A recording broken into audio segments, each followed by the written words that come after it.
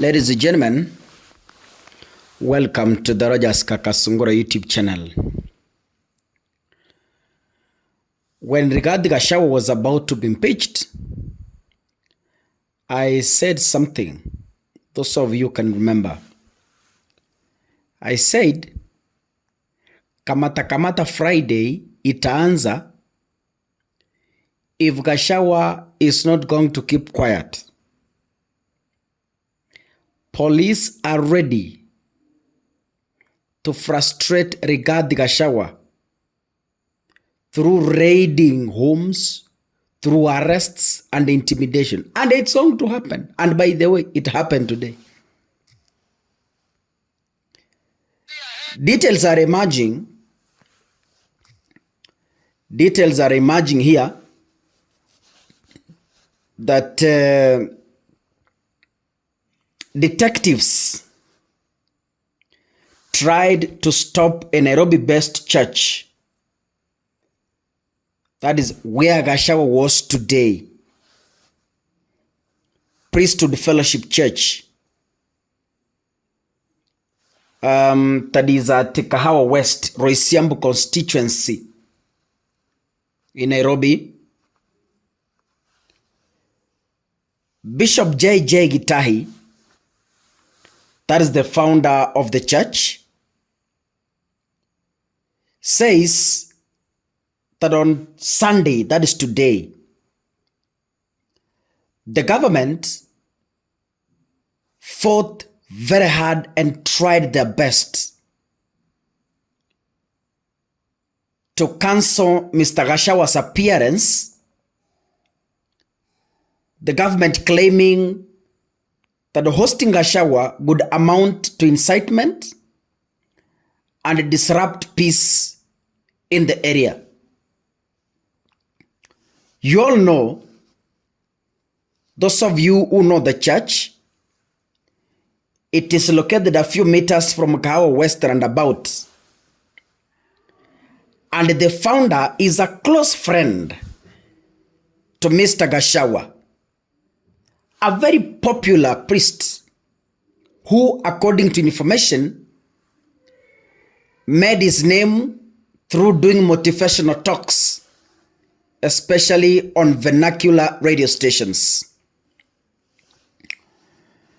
Mr. Gitahi, according to the information in my possession this night,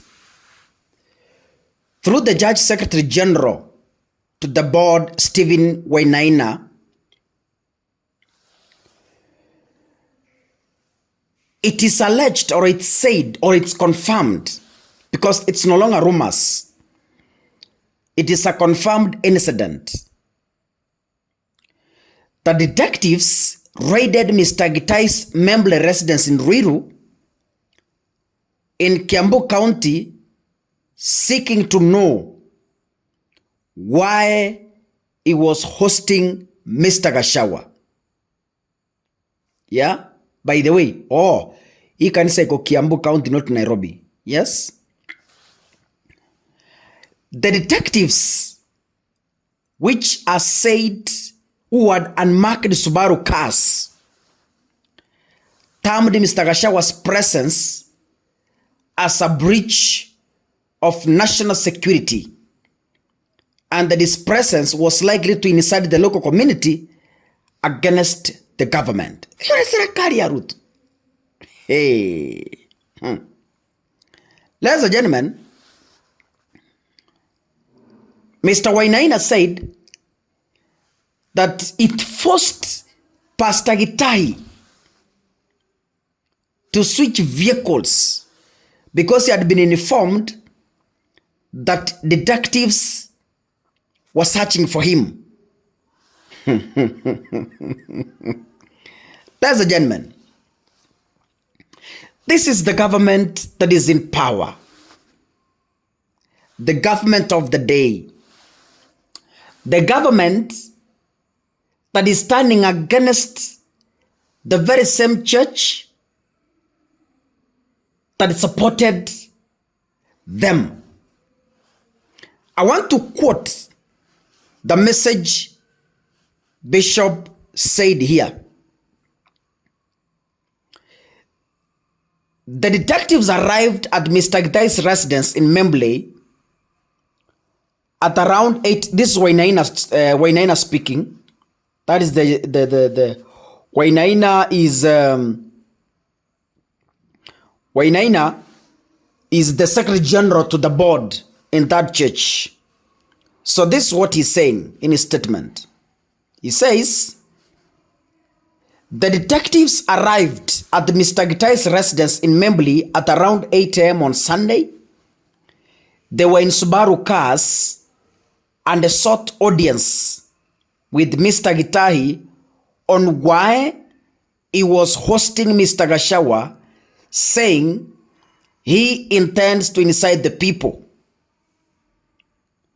The bishop stood his ground, insisting that Mr. Gachagua's presence was a normal church service like any other. And after a few minutes, they left. Now, ladies and gentlemen, it has reached a time where I remember when Matiang'i, under instructions to the police, tried to block by then the Deputy President, William Ruto, not to attend a church service in Kenol.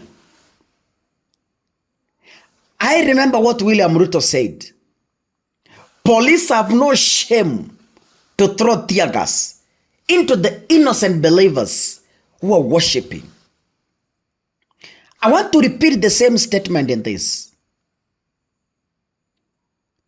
Ruto has no shame to send police to go and raid a bishop's home just because he is hosting a Kenyan who has a right constitutionally to be hosted anywhere within his country. Now,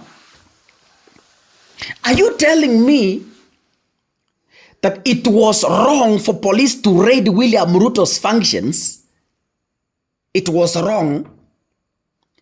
But now it is right for William Ruto to use police to go and raid Rigathi Gachagua's meetings. Kenya, freedom has indeed come. The freedom you people sang, the freedom Rigathi Gachagua sang and said, we have a government that will never intimidate politicians. It's here on your doorstep. James Orengo, a prophet, once said, government eats its own people. By the way, the very same government Rigathi supported, it is now eating him raw. If you're watching this, or you're listening to this, kindly make sure you click the subscribe button. And of course, remember to turn on the notification bell. God bless you. See you in the next episode. Asanteni sana.